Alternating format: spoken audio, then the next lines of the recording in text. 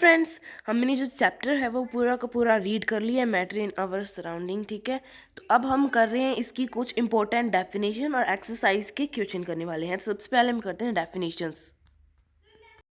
Kinetic energy है हमारा सबसे फर्स्ट। काइनेटिक एनर्जी हमने जैसे कि चैप्टर में भी रीड किया था कि particles of matter are continuously moving and pauses, it is said to be kinetic energy. And kinetic energy वो एनर्जी होती है जिसमें टेम्परेचर बढ़ता है तो क्या है, जैसे जैसे टेम्परेचर बढ़ता है तो काइनेटिक एनर्जी में भी क्या है, इंक्रीजिंग होती है। तो यानी जो मैटर होते हैं उनके पार्टिकल्स होते हैं वो काइनेटिक एनर्जी की वजह से क्या इधर उधर फ्लो कर पाते हैं और कंटिन्यूस मूव कर पाते हैं कंटिन्यूसली। ठीक है, नेक्स्ट है हमारा मैटर।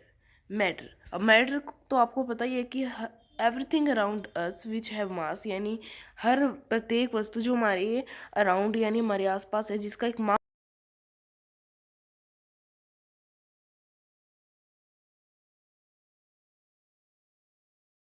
हो उसे हम मैटर कहते हैं। नेक्स्ट है मेल्टिंग पॉइंट।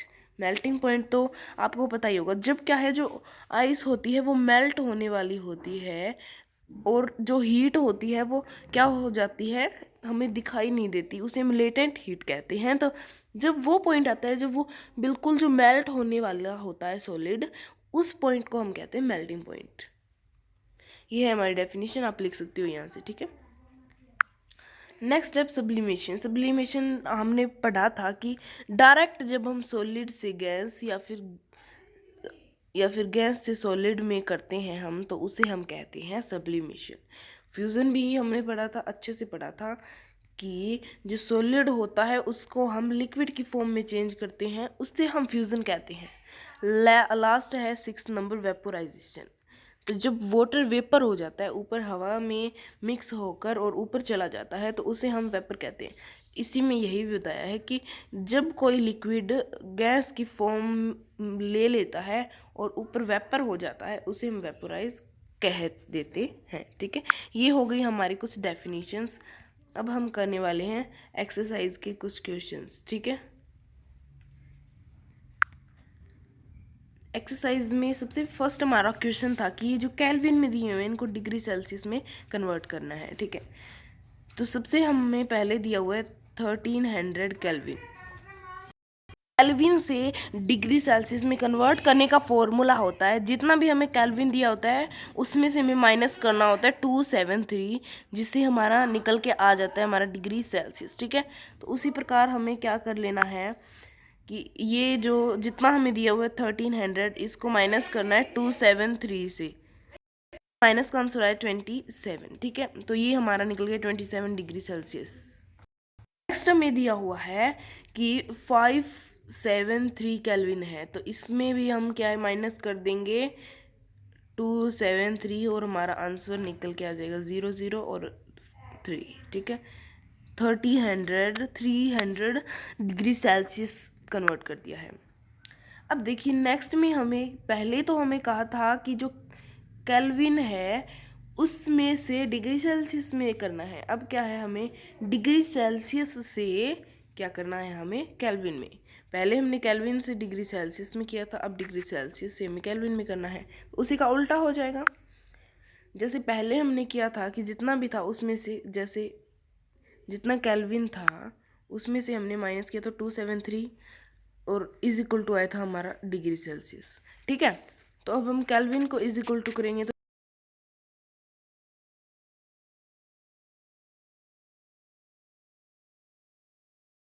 5 degree Celsius. तो 25 डिग्री सेल्सियस में 25 को हम प्लस कर देंगे 273 से, आ जाएगा हमारा आंसर 298 केल्विन। नेक्स्ट में हमें फिर दिया हुआ है 373 डिग्री सेल्सियस, ये डिग्री है तो इतना दिया हुआ है, तो इसको भी हम सेम प्रोसेस कर देंगे, इसके साथ इसको भी हम इससे प्लस कर देंगे तो निकल आएगा 646 केल्विन। ये हो गए हमारे 2 क्वेश्चंस कंप्लीट।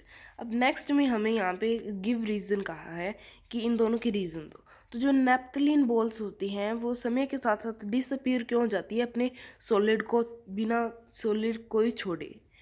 ठीक है, तो naphthalene balls show the property of sublimation. अब सब्लिमेशन हमने क्या पढ़ा था, सब्लिमेशन क्या होता है, डायरेक्ट गैस से सॉलिड या फिर सॉलिड से गैस होना, उसे हम सब्लिमेशन कहते हैं।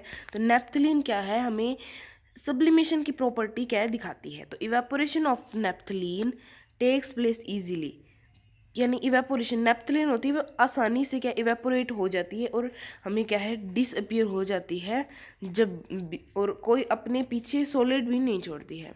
नेक्स्ट है we can get the smell of perfume sitting several metres away, हम कुछ मीटर्स दूर भी बैठे हों तो क्या है हम परफ्यूम की जो सुगंध होती है वो सूंघ लेते हैं ना। क्यों, अब उसकी हम स्मेल कैसे सूंघ लेते हैं, तो जो परफ्यूम्स होती हैं ना वो वेपोराइज होती है बहुत जल्दी जल्दी से, और क्या एयर के साथ मिक्स होके वो क्या डिफ्यूज़ हो जाती है, यानी उसके साथ डिफ्यूज़न हो जाता है, उसका मिल जाती है और क्या है बहुत।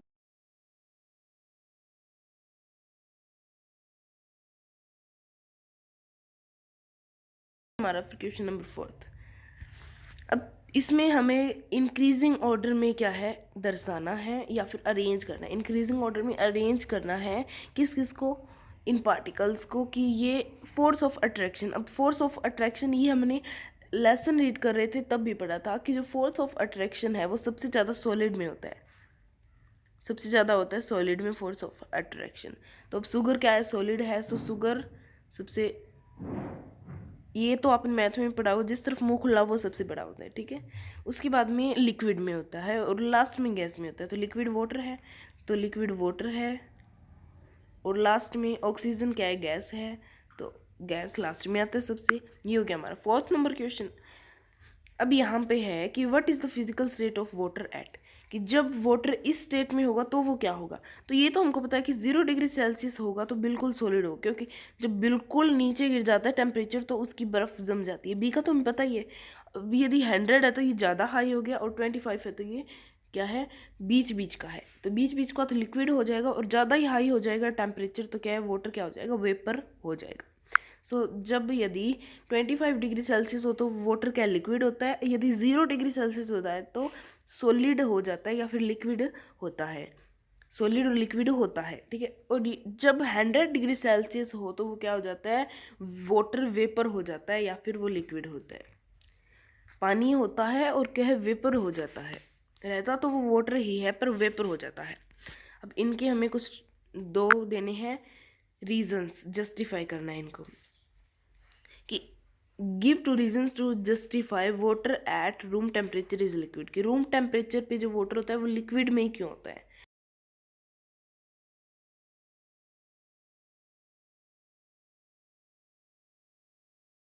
Definite volume but no definite shape.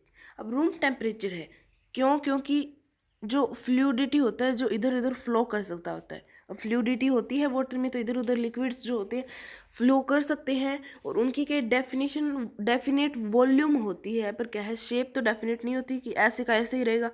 यदि ऐसे कंटेनर में आ गया तो उसकी शेप तो ऐसे भी हो सकती है, ऐसे नहीं रहेगी, ठीक है। इसीलिए क्या है वो रूम टेम्परेचर पे लिक्विड ही रहता है।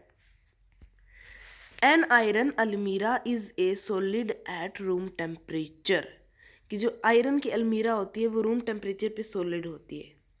एन आयरन अलमीरा is solid at room temperature because it is rigid. Rigid का मतलब होता है बिल्कुल कठोर होती है वो, और क्या है उसकी कोई एक डेफिनेट शेप होती है कि वो उसी शेप की रहती है, इसलिए सॉलिड रहती है। क्योंकि यदि उसकी वही शेप डेफिनेट शेप नहीं होगी तो वो तो किधर भी फ्लो कर जाएगी, पर क्या है वो उसकी डेफिनेट शेप होती है तो इधर उधर फ्लो नहीं करेगी तो सॉलिड ही रहेगी। फ्लो कर जाएगी तो लिक्विड बन जाएगी, पर वो फ्लो करती ही नहीं, सो क्या है लिक्विड नहीं बन सकती। Why is ice at 273 Kelvin more effective in cooling than water at same temperature? उसी टेम्परेचर हो सेम, और क्या है आइस हो 273 केल्विन, तो 273 केल्विन 0 डिग्री सेल्सियस के बराबर होता है। आपको ये लेसन में भी रीड किया था आपने, ठीक है। तो यानी 0 डिग्री सेल्सियस पे यदि वाटर होगा तो वो आइस बन जाएगा, और मोर इफेक्टिव क्यों होता है वाटर से, ये हमें बताना है इस क्वेश्चन में। तो ice at 273 is less energic than water, energetic. तो ये तो हमको पता ही है, लेस एनर्जी होती है उसमें, कम एनर्जी होती है, क्यों, क्योंकि उसकी तो जो टेम्परेचर होता है वो बिल्कुल नीचे गिर जाता है। It is because of the difference in the latent heat of fusion which is present in water at the same temperature in the form of extra energy के रूप में क्या है वो वाटर में लेटेंट हीट जो हम पढ़ते आ रहे हैं, बहुत बार हमने बहुत क्वेश्चंस में भी पढ़ा है। लेटेंट हीट जो छुपी होती है और क्या है, फोर्स ऑफ अट्रैक्शन को ब्रेक कर रही होती है, ठीक है, उसे हम कहते हैं लेटेंट हीट। तो उसी में वो लगी होती है, उसी एक्स्ट्रा एनर्जी के कारण क्या है, वो वाटर आइस से, वो आइस क्या होती है, मोर इफेक्टिव होती है। नेक्स्ट है हमारा, what produce more severe Burns, boiling water और स्टेम। अब इनमें से ज़्यादा गंभीर जलन कौन करता है, प्रोड्यूस, उत्पादन कौन करता है गंभीर जलन का? बॉइलिंग वाटर यानी उबलता हुआ पानी, या फिर बॉइलिंग वाटर हमने बॉइलिंग पॉइंट भी किया था, जिसमें वो उबल जाता है, उबलना ही होता है, उसको हम बॉइलिंग पॉइंट कहते हैं। पर जो स्टेम होता है यानी भाप, इनमें से कौन होता है? अब चलिए आंसर देखते हैं। Steam produces more severe burns than boiling. अब जो स्टीम होती है, भाप होती है, वो क्या है, ज़्यादा सीवियर बर्न क्या है, प्रोड्यूस करती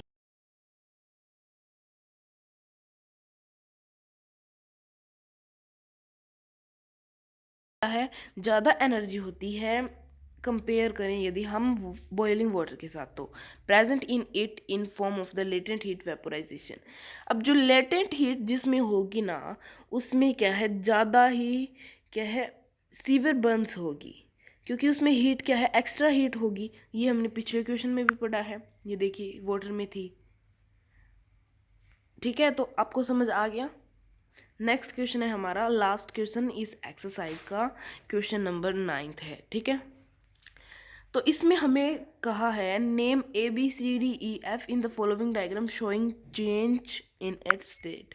अब इसको देख के हमें किस किस को बताना है, ABCD और E और F, ठीक है, इनको बताना है हमें।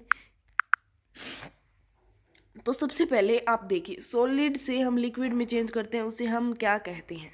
अब देखिए ये बर्फ़ थी, इसको हमें क्या करना पड़ा था, क्या करना पड़ा था, जब लिक्विड बनाने के लिए गैस जलाना पड़ा था ना, तो हम ए को क्या कहेंगे, क्या कहेंगे, मेल्टिंग, मेल्ट किया था हमने, तो मेल्टिंग कहेंगे हम। एक ए को क्या लिख देंगे हम, मेल्टिंग, ए को हम मेल्टिंग लिख देंगे। फिर बी हो, जब लिक्विड से गैस करते हैं तो हम उसे क्या कहते हैं, उसे हम बॉइलिंग कहते हैं, क्योंकि बिल्कुल उसे बॉयल करना पड़ेगा, बॉइलिंग कहते हैं हम, बॉइलिंग, बॉइलिंग कहते हैं ना।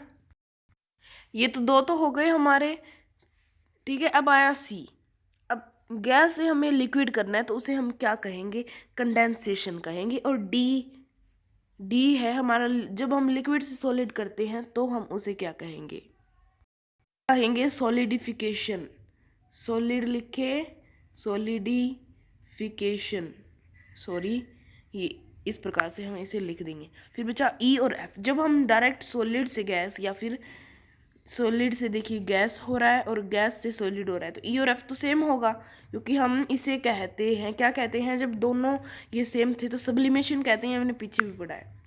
तो यहाँ पे देखिए, आप ए को हम कहेंगे मेल्टिंग, बी से कहेंगे बॉइलिंग, सी कंडेंसेशन, डी सॉलिडिफिकेशन और सब्लिमेशन, ठीक है।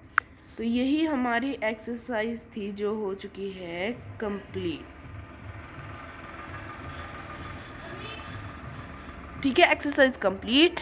यदि आपको ऐसी वीडियोस और देखनी है तो हमारी वीडियोस को लाइक कीजिए, कमेंट कीजिए, शेयर कीजिए, और हमारे चैनल को सब्सक्राइब करके पास के बेल के आइकन को ऑल पर प्रेस कर दीजिए, ताकि ऐसी ही वीडियोस की नोटिफिकेशन आपको सबसे पहले मिलती रहे। Bye bye friends.